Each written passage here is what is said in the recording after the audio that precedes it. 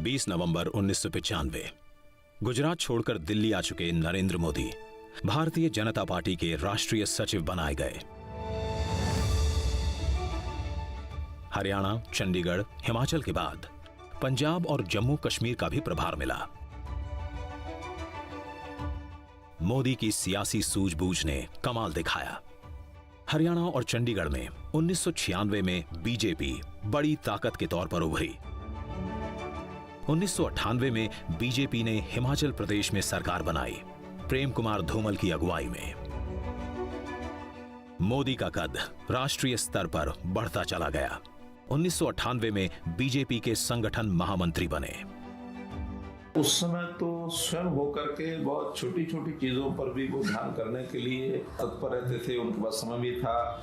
मुझे ध्यान है कि 1996 में मुझे अगर कंप्यूटर को सीखने की प्रेरणा देने वाले कोई व्यक्तित्व तो है तो नरेंद्र मोदी हैं।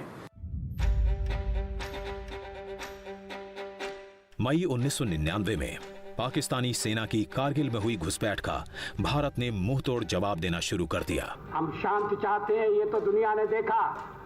अब दुनिया ये देखेगी कि हम शांति की रक्षा के लिए और अपनी शक्ति का भी प्रदर्शन कर सकते हैं। सेना का मनोबल बढ़ाने के लिए मोदी खुद कारगिल गए, घायल जवानों से अस्पताल में मुलाकात की। और एक घटना हम कभी नहीं भूल सकते, मोदी जी भी नहीं भूले होंगे। हम जवानों को जो सामान दे रहे थे वो रख रहे थे बेचारे, एक जवान ने हाथ ही नहीं किया। माइन ब्लास्ट में इस जवान के दोनों हाथ और दोनों पैर उड़ गए। मोदी जी ने उसके सिर पे हाथ रखा और प्यार से पूछा, बड़ा दर्द होता होगा। जवान ने कहा, सर कल शाम से नहीं हो रहा, सर कल शाम टाइगर हिल वापस ले लिया, मेरा दर्द खत्म हो गया। सबकी आंखों में आंसू थे उसकी वीरता को देखकर।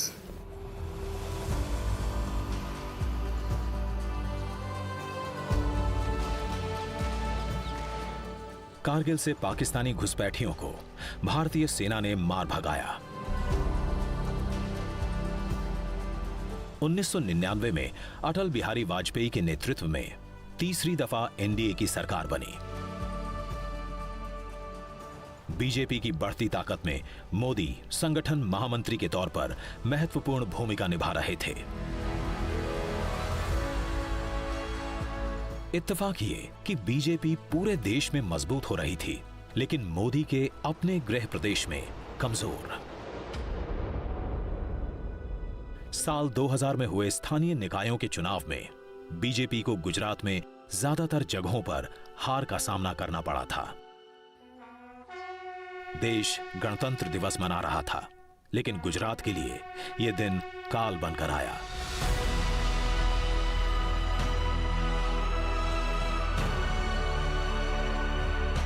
जबरदस्त भूकंप के कारण 10,000 से अधिक लोगों की जान गई।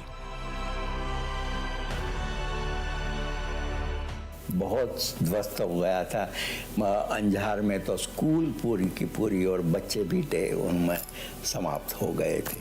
तो ऐसी खराब हालत थी उन दिनों में कि पता नहीं था कि इसमें क्या करें।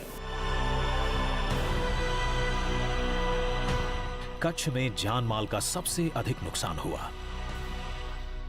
भुज की पुनर्रचना कैसे होनी चाहिए, उन्होंने कहा था कि अलग जगह पर बड़ी जगह लेकर गांवों की पुनर्रचना करनी चाहिए और शहरों जैसी रचना करनी चाहिए। बड़े रास्ते होने चाहिए, गटर होनी चाहिए और विद्यालय होने चाहिए। आज हमें लगता है कि कच्छ में कभी भूकंप हुआ ही नहीं। तो ये जो संस्कृति है, कल्चर है, वो उनके दिमाग में है। आपत्ति को अवसर में बदलना, ये दो जीवन सूत्र नरेंद्र मोदी के पूरी राजनीतिक और सामाजिक जीवनी में है।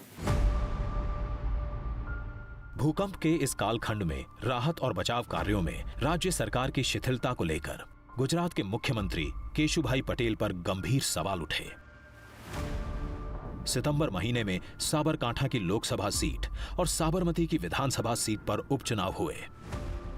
दोनों जगह पार्टी की हार हुई। पार्टी के अंदर चिंतन का सिलसिला शुरू हुआ।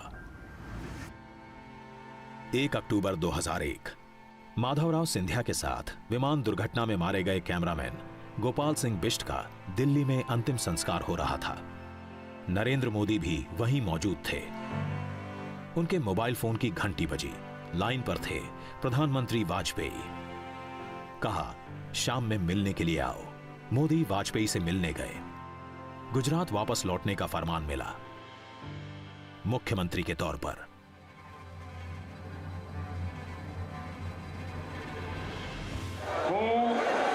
નરેન્દ્ર દામોદરદાસ મોદી ઈશ્વરના નામે સોગંદ લઉં છું કે કાયદાથી સ્થાપિત ભારતના સંવિધાન પ્રત્યે હું સાચી શ્રદ્ધા અને નિષ્ઠા ધરાવીશ। હું ભારતના સાર્વભૌમત્વનું અને અખંડતાનું સમર્થન કરીશ અને હું ગુજરાત રાજ્યના મુખ્યમંત્રી તરીકેના મારા કર્તવ્યો શ્રદ્ધાપૂર્વક અને અંતઃકરણપૂર્વક બજાવીશ।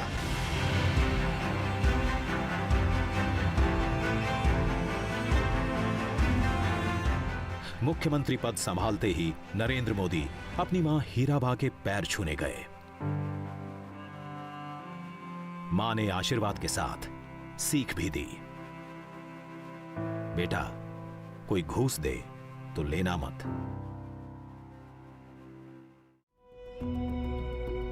गुजरात का सीएम बने हुए मोदी को 4 महीने हो गए थे।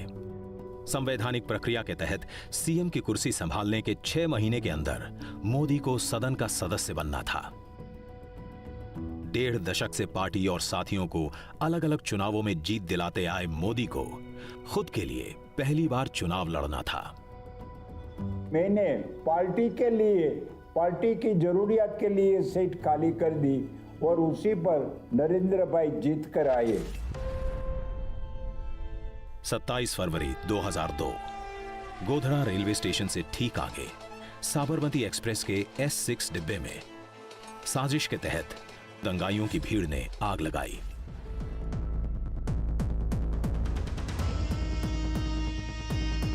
निशाने पर थे वो कार सेवक जो अयोध्या से लौट रहे थे।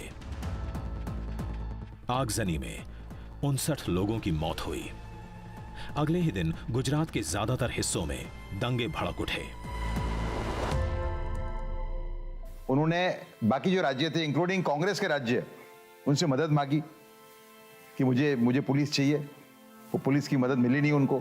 आर्मी की मदद मांगी उन्हें, आर्मी आ गई दूसरे दिन। जो ये पूरा प्रचार था कि भाई उन्होंने दंगों को भड़काया, वो बिल्कुल दुष्प्रचार था। 28 फरवरी की देर रात वायुसेना के विमानों से सैनिक अहमदाबाद पहुंचे। दंगों को लेकर विपक्ष ने मोदी पर हमले शुरू कर दिए। ये भी मोदी जी के लिए एक बड़ा चैलेंज था, गुजरात को संभालना, कम्युनिटी हार्मनी को संभालना, जिन्होंने गुंडागिर्दी की थी उनको नसीहत देना। और देश भर के सूडो सेक्युलरिस्ट मोदी ने ये किया है, मोदी ने ये किया है, मोदी जी को बदनाम करने के लिए पूरी कोशिश की। डिक्शनरी में जितने खराब शब्द है आज, वो सभी मोदी जी के लिए यूज हुआ उस वक्त। तभी भी मोदी जी ने कोई धैर्य नहीं छोड़ा। विपक्षी पार्टियों का हमला जारी रहा।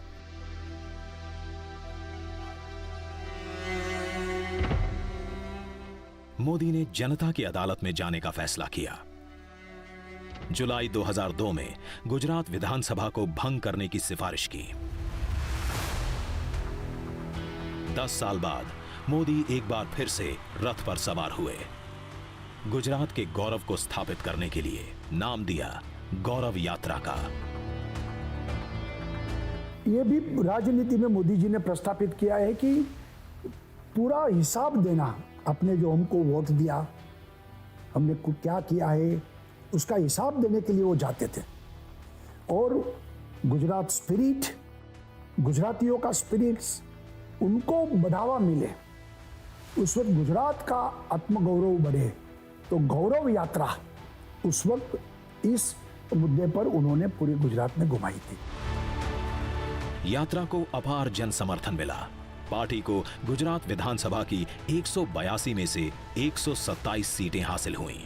मोदी का दूसरा शपथ ग्रहण। હું ભારતના સાર્વભૌમત્વનું અને અખંડતાનું समर्थन કરીશ।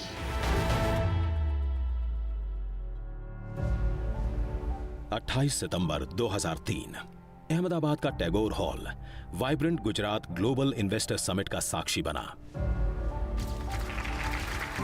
Here was a concerted attempt Gujarat में निवेश आकर्षित करने के लिए एक ठोस प्रयास किया गया था। आप निवेश के बिना विकास नहीं कर सकते और वाइब्रेंट गुजरात ने कई वर्षों तक उस एक घटना के रूप में सेवा की जिसने सभी को इस तथ्य पर केंद्रित किया कि हमें गुजरात में निवेश प्राप्त करने की आवश्यकता है। देश विदेश के बड़े उद्योगपति शामिल हुए, बड़े पैमाने पर निवेश के प्रस्ताव आए।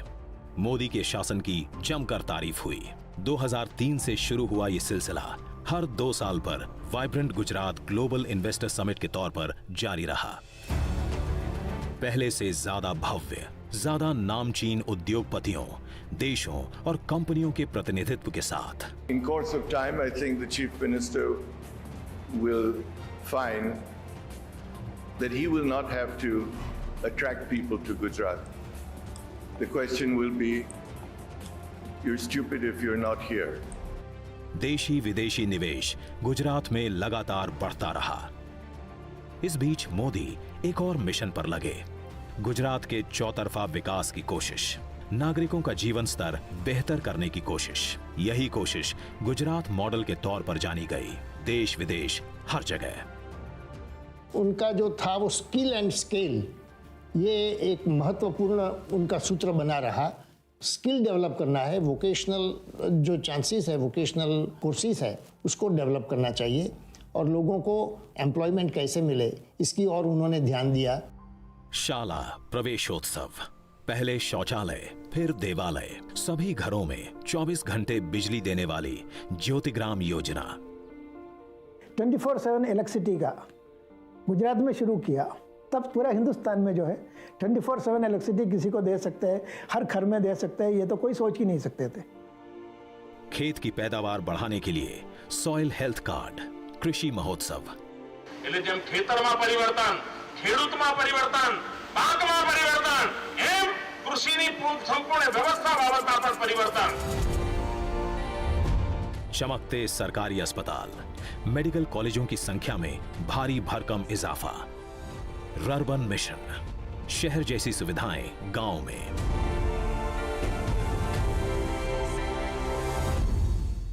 तो नरेंद्र भाई ने कहा, देश को दिशा दिखानी है, गुजरात को ही दिखानी पड़ेगी।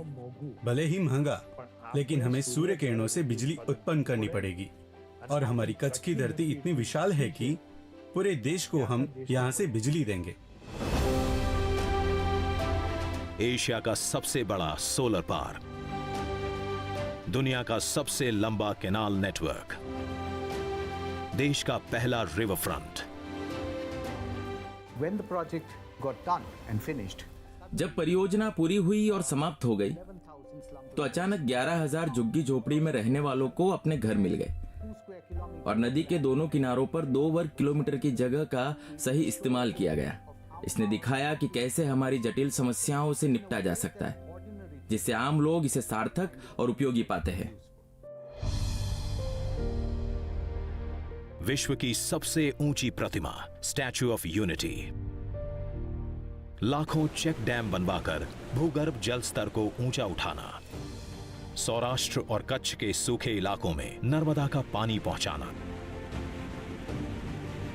અને જે ખેડૂત આટલી મહેનત કરતો હોય, આપણો પરિવર્તનશીલ હોય, પ્રગતિશીલ હોય, અને એના માટે જ્યારે નર્મદાનું પાણી આવે ને, તો મારો આનંદ અનેરો વધી જાય છે, અનેક ઘણો વધી જાય। पुलिस बेड़े का आधुनिकीकरण, पंचायतों तक इंटरनेट का जाल, जन शिकायतों के निवारण के लिए स्वागत ऑनलाइन का हैंडल, इन सब से मिलकर बना मोदी का गुजरात मॉडल। विकास ની એક નવી દિશા, આ તો હજુ શરૂઆત છે, મંજિલ ઘડી લાંબી છે। वोट बैंक की जगह विकास की राजनीति पर आगे बढ़ चुके थे नरेंद्र मोदी, लेकिन जल्दी ही उनकी राह में कुछ और बड़ी अड़चनें आने वाली थी।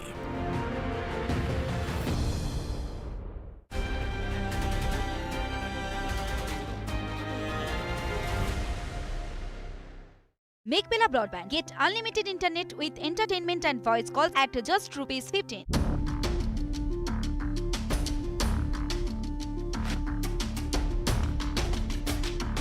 जो पसीने में नहाते हैं। नरेंद्र मोदी को धरने पर बैठने के लिए मजबूर होना पड़ा। मुख्यमंत्री ने अपने स्टेट के लिए उपवास किया हो, अभी तक एक ही दाखिला है, वो नरेंद्र भाई मोदी का है।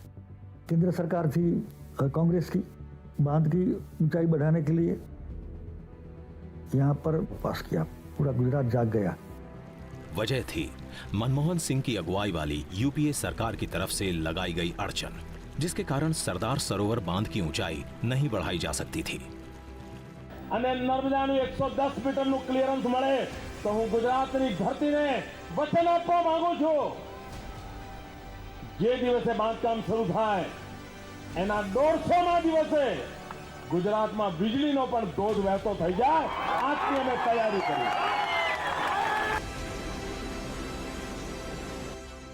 मोदी का उपवास 52 घंटे चला, गुजरात की मांग पूरी हुई।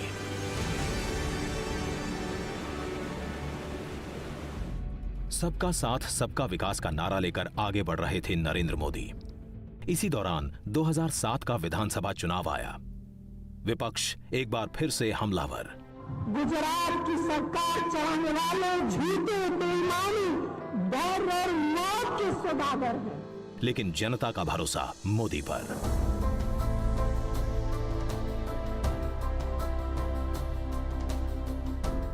– 2007 में हुए विधानसभा चुनावों में बीजेपी को बड़ी कामयाबी हासिल हुई। मोदी का सिक्का और जमा, अजीत की छाप मजबूत हुई। 3 अक्टूबर 2008 ममता बनर्जी के हिंसक विरोध के कारण पश्चिम बंगाल के सिंगूर से अपनी ड्रीम कार नैनो का प्लांट बंद करने का ऐलान रतन टाटा को करना पड़ा। टाटा परेशान थे, कहां जाएं, किस जगह नैनो का प्लांट लगाएं। उसी समय उनके मोबाइल पर एक छोटा सा एसएमएस आया, सुस्वागतम। संदेश भेजने वाले थे नरेंद्र मोदी। रतन टाटा ने क्षण भर की देरी नहीं की और मन बना लिया गुजरात में टाटा नैनो का प्लांट लगाने का। We've been through a rather sad experience from a small quarter of the residents of West Bengal, despite the state government's efforts, and so quickly and so efficiently and so with so much enthusiasm, we now have a new home.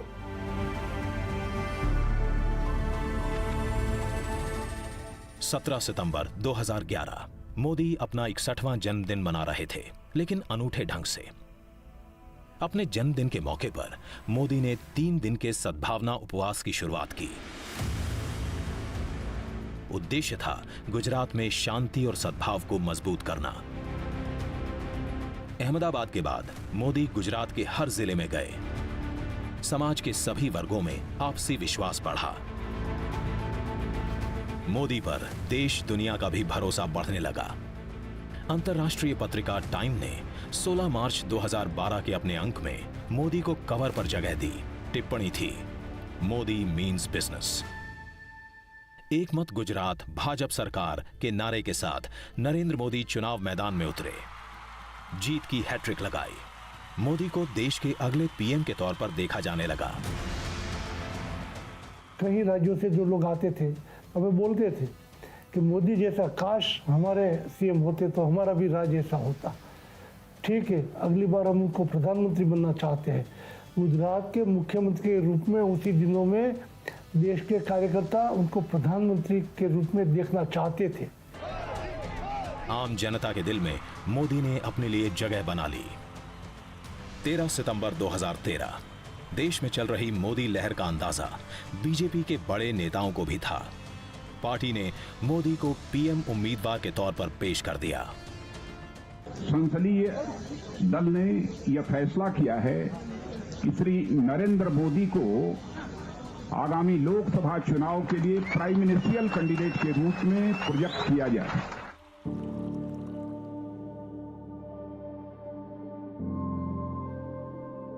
जो कभी चाय लेकर train के पीछे भागता था, उसके पीछे अब जन सैलाब था। नरेंद्र मोदी का चुनावी अभियान जोर शोर से शुरू हो गया। कहीं चाय पर चर्चा, कहीं रोड शो, कहीं पर जनसभा, तो कभी 3D रैली, अलग अलग भाषा, वेशभूषा। नरेंद्र मोदी देश के हर हिस्से में प्रचार के लिए गए, लेकिन हर जगह सभा में गूंज एक ही। 16 मई 2014 मतगणना शुरू हुई। लोकसभा की 543 सीटों में से एनडीए ने 336 पर जीत दर्ज की। अकेले बीजेपी को 282 सीटें मिली। पहली बार ऐसा हुआ जब बीजेपी खुद अपने बूते पर सरकार बनाने की हालत में थी। नरेंद्र मोदी वाराणसी और वडोदरा दोनों सीटों पर रिकॉर्ड मतों से जीते।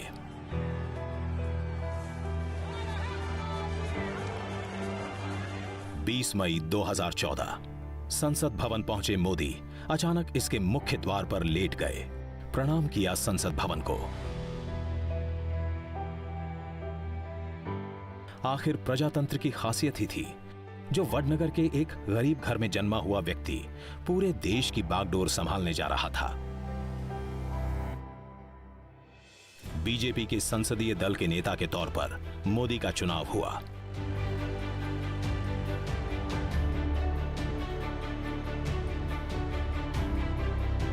मोदी ने 21 मई को गुजरात के मुख्यमंत्री पद से इस्तीफा दिया।